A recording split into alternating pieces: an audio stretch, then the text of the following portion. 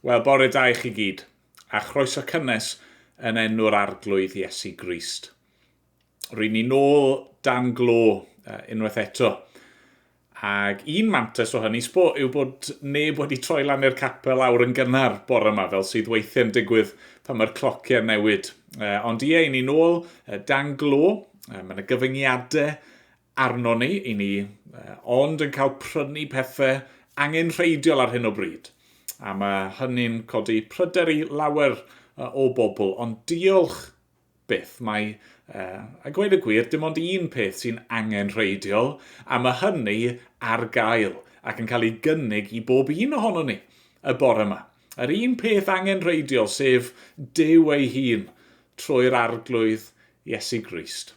Ac felly, bore yma, gadewch i ni osod ein pryderon ni i'r naill ochr, gadewch i ni drio ymdawelu a'i geisio fe gyda'n gilydd. Na ni weddio, na ni gyflwyno gweddill yr oedfa nawr i'r arglwydd. O Dduw yn tad, i ni'n gwybod fod y cyfnod diweddaraf yma falle'n achosi pryder i rai ohono ni, neu falle'n gwneud eraill yn ofnus neu yn rhwystredig mewn gwahanol ffyrdd, ac arglwydd ein deheuad ni yn hyn i gyd yw arna ti i'n gwarchod ni, gwarchod dy bobl di, ac galw a pobl at y ti dy hun. Arglwydd, ni'n diolch i ti, fel i ni wedi clywed yn barod, fod y peth gorau i gyd, yr un peth angenrheidiol wedi ei roi i ni yn yr arglwydd Iesu. Mae wedi gwneud y cwbl ar ein rhan ni. Ac arglwydd, helpa ni felly nawr i droi ein golwg ni, a'n meddwl ni, a'n calon ni at ti a dyfolu di fel rwy ti yn ei heiddi. Arglwydd, clyw ein gweddi ni nawr a helpa ni i ddaddoli di. A mae'n bod ni'n gofyn yn enw yr arglwydd Iesu. Amen. Amen. Wel, gadewch i ni ganu emyn efo'n gilydd.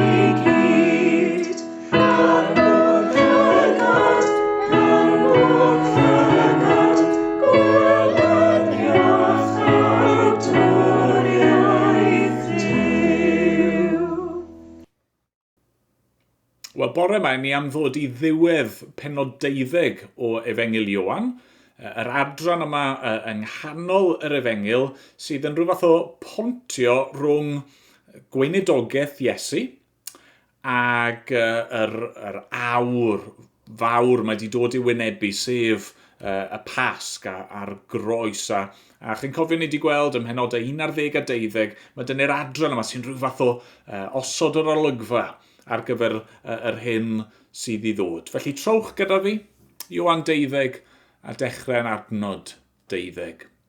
Dyma ein Duw ni. Trannoeth, clywodd y dyrfa fawr a oedd wedi dod i'r ŵyl fod Iesu'n dod i Jerusalem. Cymerasant ganghennau o'r palmwydd ac eithant allan i'w gyfarfod, gan weiddi, Hosanna! Bendigedig yw'r un sy'n dod yn enw'r arglwydd, yn frenin Israel. Cafodd Iesu hyd i asyn ifanc, ac eistedd arno. Fel mae'n ysgrifenedig, paid ag ofni ferchseion, weled y frenin yn dod, yn eistedd ar ebol asen. Ar y cyntaf, ni ddeallodd y disgyblion ystyr y pethau hyn. Ond wedi Iesu gael ei ogoneddu, cofiasant fod y pethau hyn yn ysgrifenedig amdano ac iddynt ei gwneud iddo. Yr oedd y dyrfa a oedd gydag ef pan alwodd Lazarus o'r bedd a'i godi o blith y meirw yn tystiolaethu am hynny. Dyna pam yr aeth tyrfa'r wyl i'w gyfarfod. Yr oeddent wedi clywed am yr arwydd yma yr oedd wedi ei wneud. Gan hynny, dwedodd y Phariseiaid wrth ei gilydd, edrychwch, nid ydych yn llwyddo o gwbl, aeth y byd i gyd ar ei ôl ef. Ymhlith y bobl oedd yn dod i fyny i addoli ar yr wyl, yr oedd rhyw Roegiaid. Daeth yr rhain at Philip, a oedd o Bethsaida yng Galilea, a gofyn iddo, Syr, fe hoffem weld Iesu. Aeth Philip i ddweud wrth Andreas, ac aeth Andreas a Philip i ddweud wrth Iesu. A dyma Iesu'n ei hateb, y mae'r awr wedi dod, meddai, i fab y dyn gael ei ogoneddu. Yn wir rwy'n dweud wrthych, os nad yw'r gronyn gwenith yn syrthio i'r ddaear ac yn marw, mae'n aros ar ei ben ei hun. Ond os yw'n marw, y mae'n dwy'n llawer o ffrwyth. Mae'r sawl sy'n caru ei einioes yn ei cholli, a'r sawl sy'n casau ei einioes yn y byd hwn bydd yn ei chadw i fywyd tragwyddol. Os yw rhywun am yng ngwasanaethu i, rhaid iddo fy nghanlyn i. Lle bynnag yr wyf fi, yno hefyd y bydd fy ngwasanaethwyr. Os yw rhywun yn fy ngwasanaethu i, fe gaiff ei anrhydeddu gan y tad. A nawr, mae fe enaid mewn cynnwrf. Beth a ddwedaf? O dad, gwared fi rhag yr awr hon? Na, i'r diben hwn y deithim i'r awr hon. O dad, gogonedda dy enw. Yna daeth llais o'r nef, yr oedd wedi ei ogoneddu ac fe'i gogonedda eto. Pan glywodd y dyrfa oedd yn sefyll ger llaw, dechreusa'n dweud mai taran oedd. Dwedodd eraill angel sydd wedi llefaru wrtho. Atebodd Iesu, nid fy mwyn i, ond eich mwyn chwi y daeth y llais hwn. Dyma awr barnu'r byd hwn. Yn awr, mae tywysog y byd hwn i gael ei fwrw allan. A minnau, os caf yn yr chafu oddi ar y ddeiar, fe dynaf bawb ataf fy hun. Dwedodd hyn i ddangos beth byddai dull y farwolaeth oedd yn ei aros. Yna atebodd y dyrfa ef, rydym ni wedi dysgu o'r gyfraith fod y Meseia i aros am byth. Sut rwy ti'n dweud felly bod rhaid i fab y dyn gael ei ddyrchafu? Pwy yw'r mab y dyn yma? Dwedodd Iesu wrthynt, am ychydig amser eto bydd y goleuni yn eich plith. Rhodiwch tra bo'r goleuni gennych rhag i'r tywyllwch eich goddiweddyd. Nid yw'r sawl sy'n rhodio yn y tywyllwch yn gwybod lle mae'n mynd.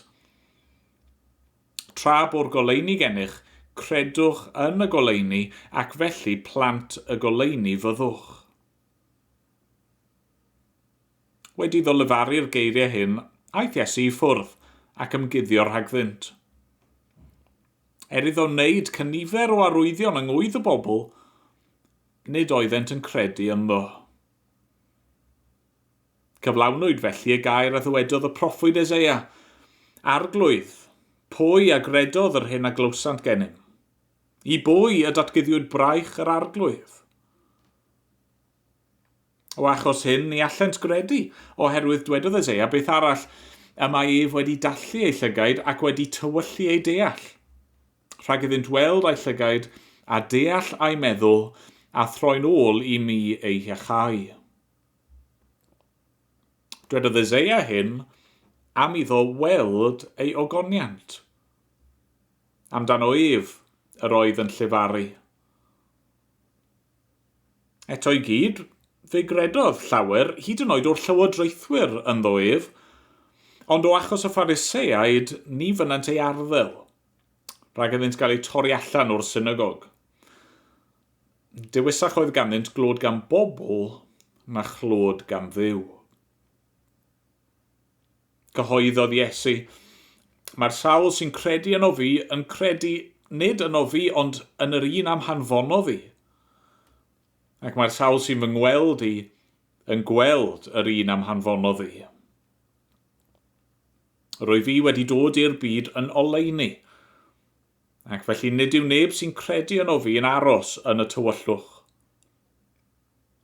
Os yw rhywun yn clywed fy ngeiriau i ac yn gwrthod eu cadw, nid mae fi sy'n ei farnu, oherwydd ni ddeith i mi farnu'r byd, ond i achub y byd. Mae gan y sawl sy'n fy ngwrthod i, ac yn peidio a derbyn fy ngeiriau un sydd yn ei farnu. Bydd y gair hwnnw a leferais i yn ei farnu yn y dydd ola. Oherwydd nid ohono fy hunan y lleferais, ond y tad ei hun, hwnnw am hanfono fi, sydd wedi rhoi gorchymyn i mi, beth a ddywedaf, beth a lefaraf. Ac hwn fod ei orchymyn ef yn fywyd tragwyddol. Yr hyn rwy fi'n ei lefaru felly. Rwy'n ei lefaru yn union fel y mae'r tad wedi dweud wrthyf. Amen. Wel, diolch i Dduw am ei air unwaith eto i ni'r bore yma. Newn ni weddio, newn ni droi at yr arglwydd a gweddio dyn gilydd.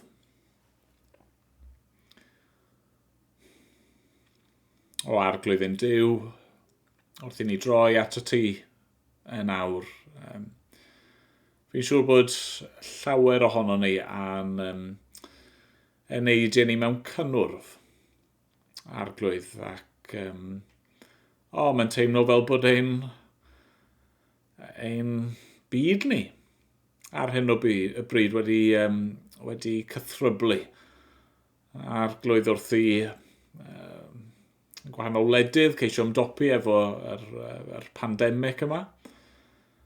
Ac wrth i ni wynebu Brexit yn agosau ac yn yr Unol Daleithiau wrth i yr etholiadau nesau ac o arglwydd yma yng Nghymru wrth i ni fod dan glo ac arglwydd mae'n gymaint o bethau eraill, gymaint o densiynau ar hyn o bryd.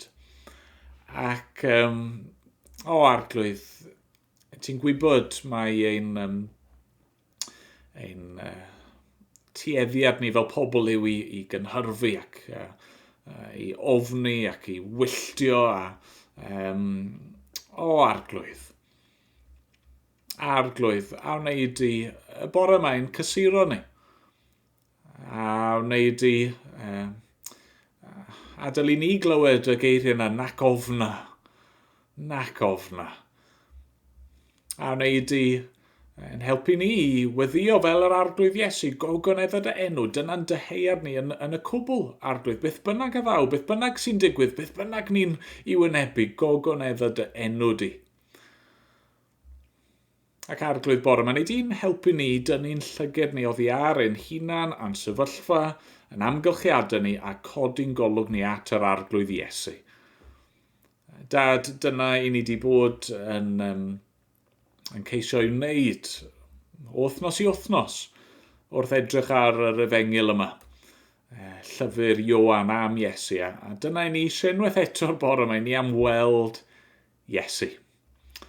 O arglwydd yn dy ras, wneud i agor yn llyged dall ni, i'w weld e, ac i'w foli e gyda'n gilydd. Dad, ni'n cyflwyno'n arbennig nawr yr eglwysi hynny, nath falle llwyddo i ail ddechrau gyfarfod a sydd nawr yn cael ei rwystro rhag wneud. Ni'n siŵr fod na wir rwystredigaeth a thristwch fyna arglwydd wneud i gysurod y bobl, bod yn agos iddyn nhw. Dad i ni, sydd heb ddechrau nôl eto, ni'n gweddio wneud i barhau i fod yn ffyddlon ac yn agos i ni, i ddangos dy fawredd a dy gariad i ni. A ni'n parhau ofyn am darweiniad i yn y cyfnod ansicr yma arglwydd. Diolch, dy fod ti yn teyrnasu, dy fod ti yn dal i fod wrth y lliw ac yn frenin dros y cwbl a wneud i'n harwain ni, fel dy bobl o sgweli di fod yn dda. O dad, helpa ni yn y cyfnod yma i wybod beth i wneud a sut i dy ogoneddi di a sut i wasanaethu ac caru y bobl o'n cwmpas ni. O dad, helpa ni nawr. Bydd gyda ni. Siarad â ni, os gweli di fod yn dda. A mynd bod ni'n gofyn yn enw yr arglwydd Iesu Grist. Amen. Amen. Wel ganwn ni eto gyda'n gilydd cyn i ni droi at air Duw.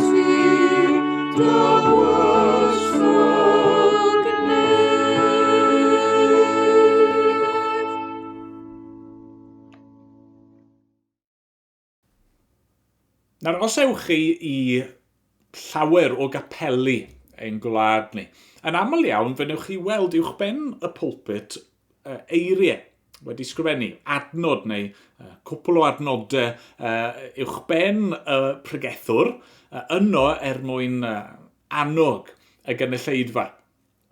Ac fi'n siŵr bod chi di gweld rhai o'r rhain, falle bod ydych chi hoff adnod. Fy hoff un i fi'n credu yw adnod sydd yn ymddangos yn ein darlleniad ni. Y bore yma, adnod 21, Syr, fe hoffem weld Iesu.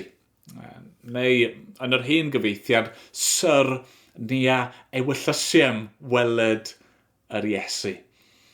A fi'n dwlu ar yr adnod yna, yn arbennig wedi rhoi uwch ben y pregethwr, oherwydd mae'r adnod yna'n mynd â ni reit i ganol beth yw pwrpas pregethu mewn gwirionedd. Mae'n mynd â ni i ganol beth yw pwrpas y Beibl, Ac ar un lefel, mae'n mynd â ni ganol beth yw pwrpas y bydysawd a beth yw pwrpas bywyd ei hun.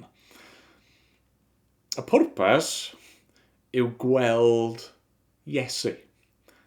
Dyna fy ngwaith i fel pregethwr yw i ceisio dangos Iesu chi. Dyma pam fod Duw wedi siarad i ni yn y Beibl. Dyma pam fod e wedi creu y bydysawd yma mwyn i ni gael gweld Iesu a'i addoli a'i fwynhau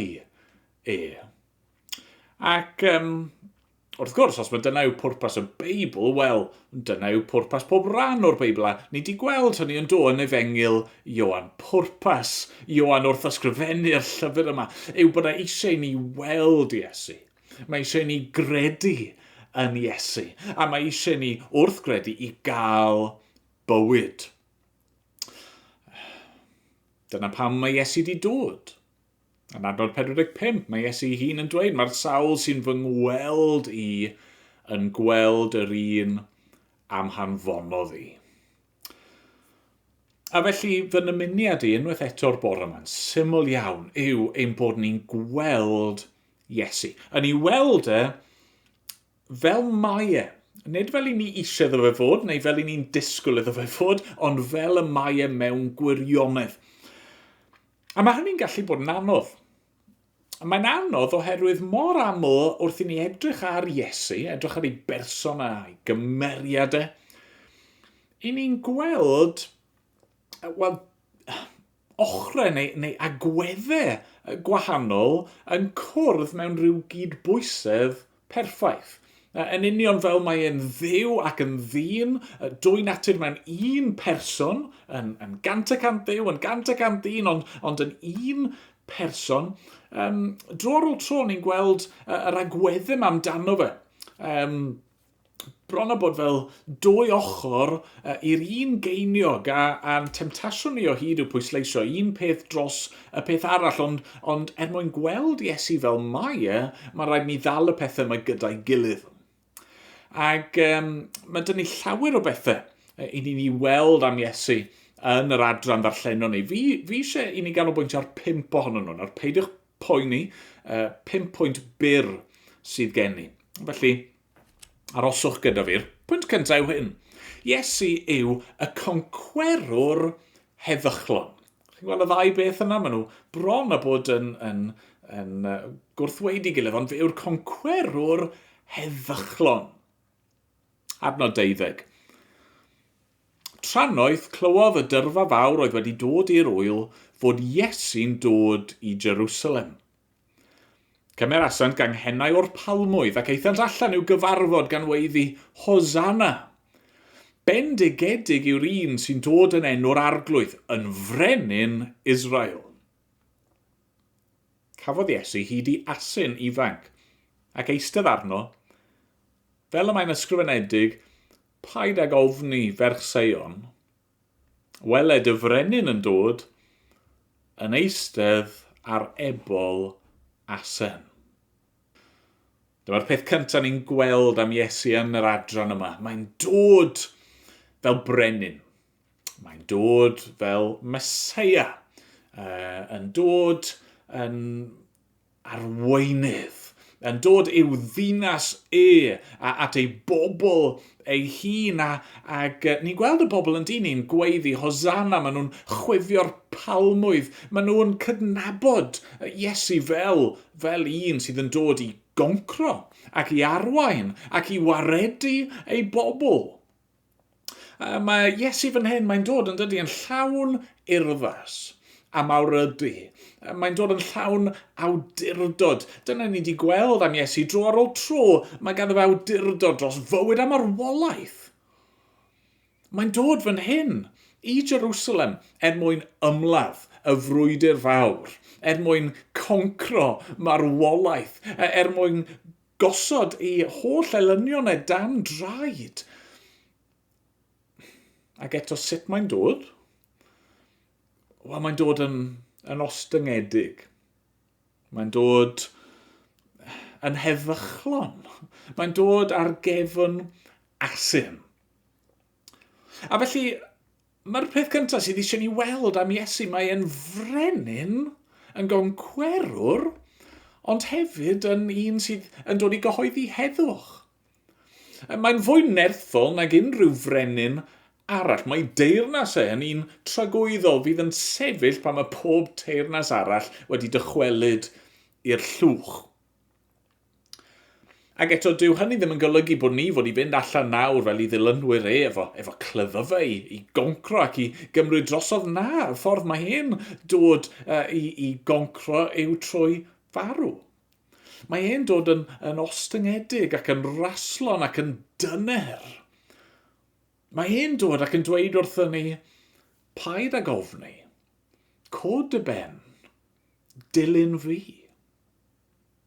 Felly na'r beth cyntaf, fel wedes i, pwyntiau byr iawn. Yn ail te, ac yn dilyn ymlaen o hynny, ni'n gweld mae Iesu yw yr iddew i'r cenhedloedd. Mae Iesu'n dod fel iddew, y dyn iddewig, ac eto mae'n dod mwyn y byd i gyd. Mae Iesu'n cyrraedd Jerusalem. Mae'n dod yno i ddathlu'r Pasg. Ac ni wedi gweld yn barod yr symbolau iddewig yma yn cael ei defnyddio, yr Hosanna, achub arglwydd, yr palmwydd ac yn wir, falle wnaethoch chi sylwi yn yr adran yma, mae'n lot o ddarluniau neu cyferiadau yn cael ei gwneud i'r Hen Testament. Mae'r darlun sydd dyn ni yn un hynod o iddewig. Ac eto mae Iesu'n amlwg yn dod nid mwyn achub ei gyd iddewon yn unig. Dwi ddim di dod mwyn ceisio delio gyda rhufeinied a ryddhau Jerusalem. Na, mae di dod mwyn achub ei holl bobl. Mae di dod i gynnig bywyd a iachawdwriaeth i'r cenhedloedd, i'r byd i gyd.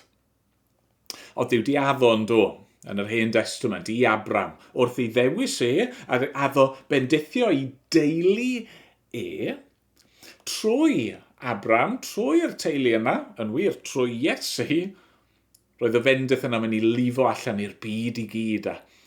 A dyna ni'n gweld yn digwydd fan hyn, yn dyfa. Yn adnod 19.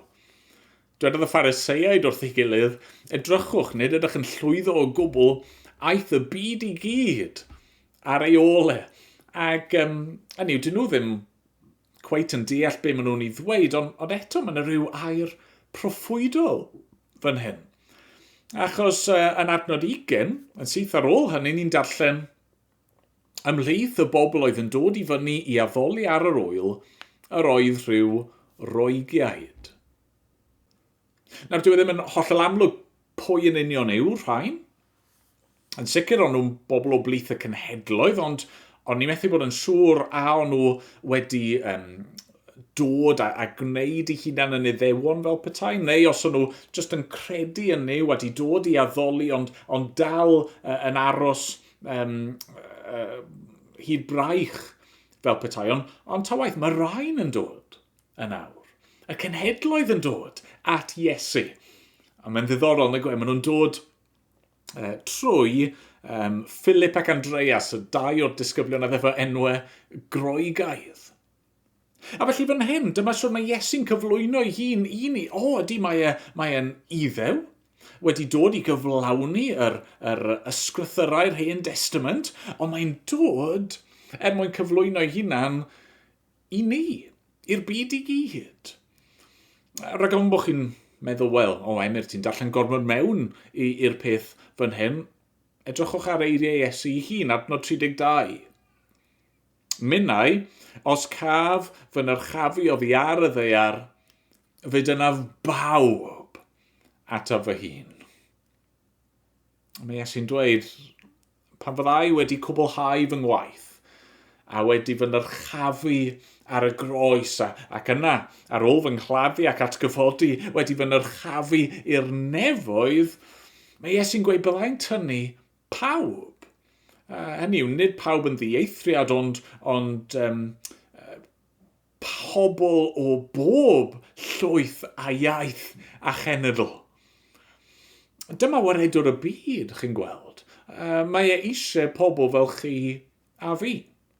Os i chi y bore yma o dras Iddewig, neu os i chi o unrhyw dras arall. Os i chi'n rhywun sydd efo rhyw gefndir crefyddol, neu os nag ych chi erioed wedi bod i gapel o'r blaen. Os i chi wedi bod yn byw eich bywyd mewn ffordd hynod o barchus ac a chrefyddol yn trio ennill cariad Duw. Neu os ych chi wedi gwneud mes, llanas, llwyr o'ch bywyd chi ac erioed i meddwl am Dduw cyn heddi. Mae'n eich galw chi ac yn eich gwahodd chi. Mae eisiau'ch tynnu chi ato fe. Beth arall te? Beth arall ni'n gweld am Iesu? Wel, ni'n dysgu yn drydydd, mae fe yw'r hedyn sy'n marw mwyn rhoi bywyd. Y ddau beth yna eto, mae'n marw ond mwyn rhoi bywyd. Wrth i'r Groeged yma ddod a dweud bod nhw eisiau gweld Iesu.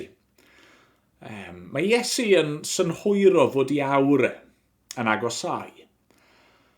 A mae'n defnyddio darlun, mwyn i ni weld pwy yw e, mwyn i ni ddeall yn well pwy yw e, a be sy'n mynd i ddigwydd iddo fe. Adnod 23. Dyma Iesu'n ei hateb, mae'r awr wedi dod, meddai, i fab y dyn gael ei ogoneddu. Yn wir, rwy'n dweud wrthych. Os nad yw'r gronyn gwenith yn syrthio i'r ddeiar ac yn marw, mae'n aros ar ei ben ei hun. Ond os yw'n marw, mae'n dwy'n llawer o ffrwyth. Mae Iesu'n defnyddio darlun hynod fan hyn. Mae'n arbennig o briodol i ni, achos mae'n amser y cynheuaf, amser diolchgarwch. Mae Iesu'n dweud, tasa gennych chi un gronyn o wenydd, un hedyn, ac yn cadw'r peth yna. Wel, y cwbl fydda gennych chi yw un gronyn o wenydd, neu un hedyn. Ond os ych chi'n rhoi yr hedyn yna yn y ddeiar, yn ei gladdu fel petai'n gadl iddo fe i farw, wel, be fydd yn digwydd yw bod yr un yna yn dwy'n llawer o ffrwyth. A be mae Iesu'n golygu? Wel, mae'n golygu hyn. Dim ond un person cyfiawn, perffaith, di-eog, di-bechod sy'n erioed di byw ar wyneb y ddeiar, sef Iesu ei hun. Fe yw yr brenin yma, y brenin heddychlon yma, sydd wedi dod i gadw'r gyfraith Iddewig yn berffaith a galw pobl o bob llwyth a iaith ato fe ei hun. A petai wedi dewis, bydda fe wedi gallu byw am byth heb farw.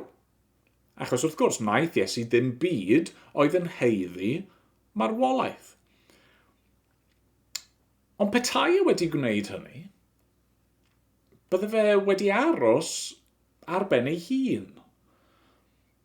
Mwyn rhoi bywyd, mwyn gallu cynnig bywyd i bobl o bob cenedl dan yr haul, roedd rhaid i Iesu i farw. Oedd rhaid iddo fe i ddiodde. Oedd rhaid iddo fe gymryd ein pechod ni a'n cosb ni arno fe ei hun. Oedd rhaid iddo fe gael ei gladdu. Ond wrth wneud hynny, mae'n rhoi bywyd.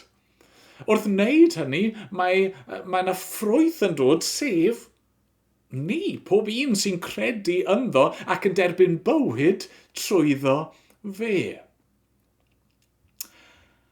A nid yn unig hynny, ond mae Iesu'n gosod y patrwm nawr ar gyfer ein bywyd ni.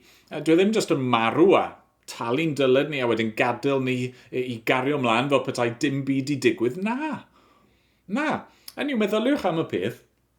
Be sy'n wir am ffrwyth? Wel, mae ffrwyth yn llawn o hadau. Mae gwenith, pan mae'n cyrraedd i lawn dwf, mae hynny yn llawn o hadau pellach sy'n gallu atgynhyrchu hunan. A mae Iesu nawr, mewn ffordd, mae'n galw arno ni i fynd ac i roi'n bywydau ni lawr, nid mwyn achub, ond mwyn dwy'n ffrwyth, mwyn pwyntio pobl ato fe. Mae'n bywydau ni fod i cael ei roi lawr mwyn i bobl gweld Iesu. Adnod 25. Mae'r sawl sy'n caru ei einioes yn ei cholli. A'r sawl sy'n casau ei einioes yn y byd hwn bydd yn ei chadw i fywyd tragwyddol. Os yw rhywun am yng ngwasanaethu i, rhaid iddo fy nghanlyn i. Lle bynnag yr wyf fi yno hefyd y bydd fy ngwasanaethwr. Os yw rhywun yn fy ngwasanaethu i, fe gaiff ei anrhydeddu gan y tad. Hynny yw meddwl Iesu dyma'r math o fywyd i fi wedi fyw. Roi fy hun yn aberth ac yna'r tad yn fy ngogoneddu. Ac os ych chi'n ddilynwyr i fi, chi angen bod yn agos ato fi, fyddwch chi'n debyg i fi. Fydd rhaid i chi i roi'ch bywydau chi i lawr a roi'ch hunan yn llwyr i fi, ond bydd y tad yn eich gogoneddu chi hefyd trwy fi. Be arall te? Wel, nesaf ni'n gweld, mae Iesu yw'r un sy'n cael ei ogoneddu mewn gweilydd. Mae'n cael ei ogoneddu mewn gweilydd. Mae Iesu wrth ddisgrifio'r hyn sydd o'i flaen. Mae'n cael ei gynhyrfu yn dydy. Adnod 27. Nawr mae fy enaid mewn cynnwrf. Beth o ddywedaf? O dad, gwared fi rhag yr awr hon? Na i'r diben hwn deithim i'r awr hon. O dad, gogonedda dy enw. Yna daeth llais o'r nef, yr wyf wedi ei ogoneddu, ac fe'i gogoneddaf eto. Wrth siarad am i farwolaeth y reality yr hyn sydd o'i flaen yn ysgwyd Iesu'n codi dychryn iddo fe. Ac hynny'n berffaith ddealladwy. Mae'n naturiol fod e'n teimlo y dychryn yna. A mae Iesu fan hyn yn cael profiad tebyg i be fydd e'n gwynebu yng ngardd Gethsemane. Mae'n debyg ond ddim mor ddwys. Mae chydig bach fel y gwahaniaeth rhwng ofni rhywbeth ofnadwy sy'n mynd i ddigwydd mewn wythnos a y ffordd i chi'n teimlo y noson cyn iddo fe ddigwydd. Mae'n naturiol fod Iesu fan hyn yn dychryn. Mae'n mynd i gael ei wawdio. Mae'n mynd i gael ei giro. Mae'n mynd i gael ei watwar. Mae'n mynd i gael ei ddillad wedi gymryd o fi arno ac i amharchu o flaen pawb. Mae'n mynd i gael ei chwipio. Mae'n mynd i gael ei gamgyhuddo, ei gamdrin ym mhob ffordd posib ac yn waith na hynny. Wrth fynd i'r groes, mae'n mynd i gael i gosbi. A mae'n pechod ni. Mae'n mynd i deimlo ei ogrwydd a chywilydd. Yr holl bethau hynny oedd erioed i teimlo o'r blaen, achos oedd dim reswm dy fe i deimlo ei ogrwydd na chywilydd o'r blaen, a mae'n mynd i gael hynny i gyd.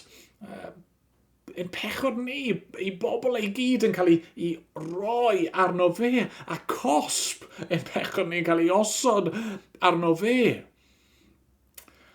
Mae'n mynd i fod mewn gweilydd, mewn gwarth.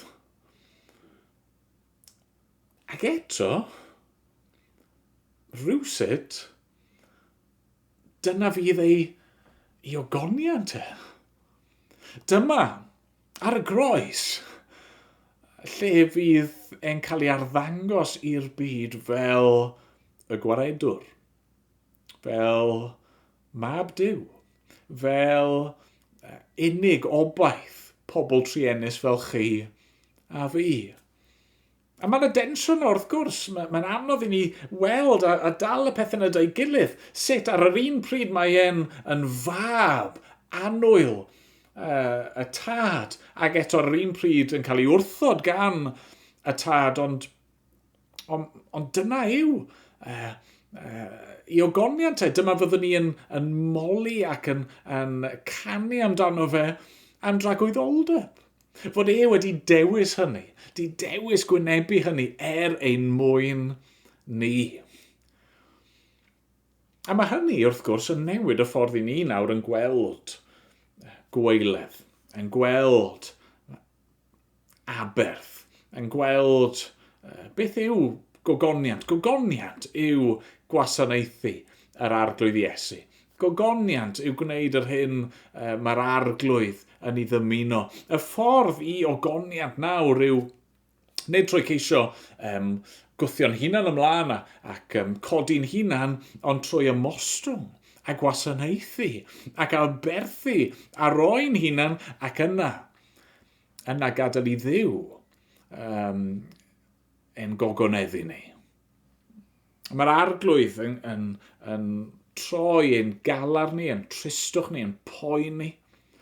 A'n defnyddio'r pethau hynny mwyn ein paratoi ni ar gyfer gogoniant tragwyddol. Ond yna mae'n un peth ola ni'n gweld am Iesu. Fe yw'r un sydd yn barnu ac yn achub. Fe yw'r un sy'n barnu ac yn achub. A unwaith eto fan hyn, mae'n rhaid i ni weld y darlun cyflawn yn does. Peidio pwysleisio un ar drail y llall, ond cymryd y cwbl gyda'i gilydd. A dyma'r ffordd mae e'n cyflwyno ei hun a'n un ni. Mae'n cyflwyno ei hun fel barnwr, sydd yn cosbi ac yn gwneud cyfiawnder, ond hefyd fel achubwr. Wrth sôn am yr hyn sydd o'i flan, mae'n dweud adnod 31. Dyma awr barnu'r byd hwn. Yn awr, mae tywysog y byd hwn i gael ei fwrw allan. A minnau, os cafon yr chafi oddi ar y ddaear, fe dynaf bawb ataf fy hun. Chi'n gweld wrth i Iesu farw ar y groes, mae'n ennill buddugoliaeth. Dros y diafol, dros y cnawd, dros y byd, dros pob un gelyn sy'n ei wrthwynebu. Mae ei farwolaeth yn barnu. Ac oherwydd be mae wedi wneud, fe yw yr un fydd yn barnu pawb ar ddiwedd amser, ar ddydd y farn. Fe fydd yr un sydd yn barnu. A chi'n gweld, os nag ych chi'n Gristion, yna chi ar hyn o bryd yn elyn i Dduw. Mae'r hyn, mae Iesu'n sôn amdano fan hyn, yr hyn sydd o'i flan y groes. Mae'n ein barnu ni. Achos mae'n dangos i ni yn hollol glir beth yw natur pechod, beth yw canlyniad pechod, beth ni'n gallu i ddisgwyl os ni'n parhau mewn gwrthryfel. Dyma ni'n heiddi. Mae Iesu yn farnwr. Ac eto, ar yr un pryd, mae'n cyflwyno ei hunan i ni fel achubwr. Adnod 47. Os yw rhywun yn clywed fy ngeiriau i ac yn gwrthod ei cadw, nid mae fi sy'n ei farnu oherwydd ni ddeithim i farnu'r byd, ond i achub y byd. Hynny yw, mae Iesu wedi dod ar y pwynt yma nid i gyhoeddi'r farn terfynol, ond i ennill iachawdwriaeth. Ond os ni'n parhau mewn gwrthryfel, wel y cwbl gallwn ni ddisgwyl yw barn. A falle dyma lle mae pobl yn ffeindio chi'n anodd i weld Iesu yn iawn.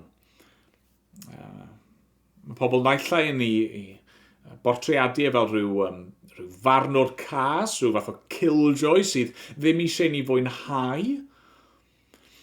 Neu ar y llaw arall mae pobl yn gallu i bortreadu fel un sydd just yn maddau a ddim yn poeni am bechod ac yn derbyn ni heb fod angen i ni edifarhau neu newid o gwbl. Ond na, Iesu yw y barnwr sydd yn cynnig achubiaeth i'r rhai sy'n credu ynddo fe. Ac dyna sy'n gorfod bod yn wir. Oherwydd pwy yw be ni wedi gweld yn barod, fe yw'r brenin gostyngedig. Yr un sy'n cyflawni'r cyfamod mwyn bendithio'r byd. Yr un sy'n marw mwyn rhoi bywyd. Yr un sy'n mynd i gael ei ogoneddu trwy ei weiledd ar y groes. Wel, mae'n rhaid i ni nawr i dderbyn fel barnwr sydd yn achub. Heb hynny, mae'r pethau eraill i gyd yn cwmpo yn ddarnau. Dwi ddim yn frenin ar ddim byd. Dwi ddim yn gallu cynnig bywyd i neb. Mae farwolaeth yn ddi-bwrpas ac yn ddi-reswm. Syr, fe hoffem weld Iesu. Dyna oedd dymuniad yr groegid hynny. Ond nhw eisiau gweld Iesu. Ydych chi eisiau weld e? Wel, gofynnwch i Dduw. Gofynnwch i Dduw i agor eich llygad chi. Gofynnwch i Dduw i ddangos y mab i chi. Gofynnwch am gael ei weld e yn gywir, i weld e fel y mai. Falle bod yna bethau i chi wedi clywed a wedi weld yng Caerdydd y bore yma sydd wedi eich herio chi. Pethau sydd yn newydd i chi, yn anghyfarwydd i chi, pethau sydd falle wedi gwneud chi'n anghyfforddus. Ond gweddiwch nawr, os yw'r pethau yma'n wir, a bydd yr arglwydd yn gadael i chi weld hynny. I weld Iesu a'i dderbyn e fel y mae, i gredu ynddo fe, a thrwy gredu i dderbyn bywyd tragwyddol ynddo fe. Mwyn ei enw. Amen.